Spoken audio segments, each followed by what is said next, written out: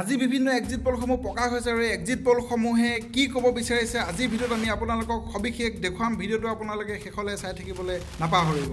ইতিমধ্যে এক্সিট পোলসমূহ প্ৰকাশ হৈছে আৰু এক্সিট পোলসমূহে এতিয়া অসমত কাৰ চৰকাৰ হ'ব পূৰ্বানুমান কৰিছে। আপোনালোকে জানি আচৰিত হ'ব অসমত কাৰ চৰকাৰ হ'ব গৈ আছে। ভিডিঅ'টো শেষলৈকে চাই থাকক আৰু যদি চেনেলটো ছাবস্ক্ৰাইব কৰা নাই ছাবস্ক্ৰাইব কৰিবলৈ নাপাহৰিব।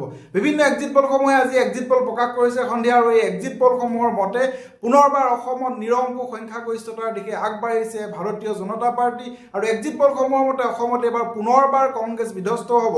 গৰিষ্ঠ সংখ্যক এক্সিট পোল প্ৰকাশ কৰা যিসমূহ গোষ্ঠী আছে এই গোষ্ঠীসমূহৰ মতে বিজেপি যি মিত্ৰজোঁট আছে এনডিএ মিত্ৰজোঁট আছে এই এনডিএ মিত্ৰজোঁটে সৰ্বাধিক 100খন পৰ্যন্ত আসন লাভ কৰিব পাৰে আৰু এই মিত্ৰজোঁটে অসমত পুনৰবাৰ সংখ্যাগৰিষ্ঠতা লাভ কৰিব আৰু অসমত পুনৰ চৰকাৰ গঠন কৰিব। আৰু এই যদি সঁচা হয় তেতিয়াহ'লে ডক্টৰ হিমন্ত বিশ্ব শৰ্মা পুনৰবাৰ অসমৰ মুখ্যমন্ত্ৰী হোৱাৰ দিশে আগবাঢ়িছে আৰু গৌৰৱ গগৈ অসমৰ মুখ্যমন্ত্ৰী হোৱাৰ যি তেওঁৰ স্বপ্ন আছিল সেই স্বপ্ন হয়তো বাস্তৱত পৰিণত নহ'ব। এক্সিট পোলসমূহৰ মতে কংগ্ৰেছে সৰ্বাধিক 35খন আসন পৰ্যন্ত লাভ কৰিব পাৰে, কিন্তু পুনৰবাৰ এক্সিট পোলসমূহে প্ৰকাশ কৰি দেখুৱাই দিলে যে অসমত বিজেপিয়ে নিৰংকুশ সংখ্যাগৰিষ্ঠতা লাভ কৰিব। এতিয়া আমি আপোনালোকক জনাম কোনটো গোষ্ঠীয়ে অসমৰ কোনটো ৰাজনৈতিক দলক কিমান আসন প্ৰদান কৰিছে। তেওঁলোকৰ মতে অসমৰ কোনটো ৰাজনৈতিক দলে বা কোনটো মিত্ৰজোঁটে কিমান পৰ্যন্ত আসন লাভ কৰিব পাৰে। ভিডিঅ'টো শেষলৈকে চাই থাকক। প্ৰথমে আমি আপোনালোকক জনাব বিচাৰিছোঁ ইণ্ডিয়া টিভিৰ মতে অসমত এনডিএ মিত্ৰজোঁটে লাভ কৰিব পাৰে সৰ্বাধিক 85ৰ পৰা 95খন আসন আৰু ভাৰতীয় জাতীয় কংগ্ৰেছৰ যি বিৰোধী মিত্ৰজোঁট আছে এই মিত্ৰজোঁটে লাভ কৰিব 25ৰ পৰা 32খন আসন আৰু অন্যান্য লাভ কৰিব পাৰে 6ৰ পৰা 12খন আসন। অৰ্থাৎ ইণ্ডিয়া টিভিৰ সমীক্ষা মতে অসমত পুনৰবাৰ বিজেপি মিত্ৰজোঁটে নিৰংকুশ সংখ্যাগৰিষ্ঠতা লাভ কৰাৰ পথ মুকলি হৈছে।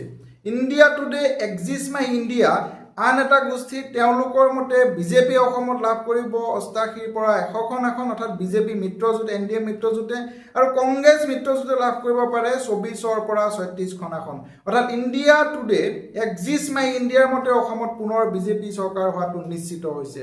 আনহাতে ফিউচাৰ এডছ নামৰ গোষ্ঠীটোৰ মতে অসমত এনডিএ মিত্ৰজোঁটে লাভ কৰিব 82ৰ পৰা 91খন আসন আৰু কংগ্ৰেছৰ বিৰোধী মিত্ৰজোঁটে লাভ কৰিব পাৰে 28ৰ পৰা 39খন আসন। সেইদৰে পি মাৰ্ক নামৰ আন এটা গোষ্ঠীয়ে এক্সিট পোল দিছে। সেই এক্সিট পোলৰ মতে অসমত এনডিএ মিত্ৰজোঁটে লাভ কৰিব পাৰে 82ৰ পৰা 94খন আসন আৰু কংগ্ৰেছৰ বিৰোধী মিত্ৰজোঁটে লাভ কৰিব পাৰে 30ৰ পৰা 40খন আসন। গতিকে এইসমূহ হৈছে এক্সিট পোল। এই এক্সিট পোল গোষ্ঠীসমূহে আজি প্ৰকাশ কৰি দেখুৱাইছে অসমত পুনৰবাৰ বিজেপি চৰকাৰ হোৱাটো নিশ্চিত। আমি আপোনালোকক 4টা গোষ্ঠীৰ এক্সিট পোলৰ বিষয়ে ক'লোঁ আৰু আপোনালোকে চালে দেখিব যে প্ৰতিটো গোষ্ঠীয়ে অসমত বিজেপিৰ মিত্ৰজোঁটক নিৰংকুশ সংখ্যাগৰিষ্ঠতা প্ৰদান কৰিছে। এতিয়া বিজেপি তথা বিৰোধী মিত্ৰজোঁটে এই যি সমীক্ষা ইয়াক কেনেধৰণে গ্ৰহণ কৰে সেয়া আমি দেখিবলৈ পাম পৰৱৰ্তী সময়ছোৱাত।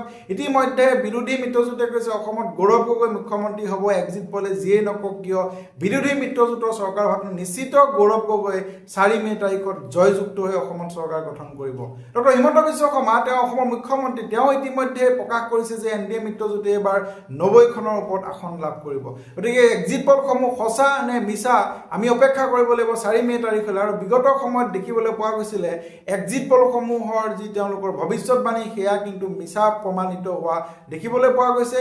অসমৰ ক্ষেত্ৰত এক্সিট পোলৰ মতে বিজেপি চৰকাৰ হ'ব নে কংগ্ৰেছ সঁচাকৈয়ে বিধ্বস্ত হ'ব পুনৰবাৰ তাৰ কাৰণে আমি এতিয়া অপেক্ষা কৰিব লাগিব 4 মে'লৈ। আন এটা খবৰ আপোনালোকক জনাব বিচাৰিছোঁ এক্সিট পোল প্ৰকাশ কৰা গোষ্ঠীসমূহৰ কিছুৱে এতিয়া প্ৰকাশ কৰিছে যে পশ্চিম বংগত এইবাৰ তৃণমূল কংগ্ৰেছ পৰাজিত হ'ব আৰু বিজেপি দলে সৰ্বাধিক 200খন আসন পৰ্যন্ত এবাৰ আসন লাভ কৰি পশ্চিম বংগত প্ৰথমবাৰৰ কাৰণে চৰকাৰ গঠনৰ পথ মুকলি হ'ব।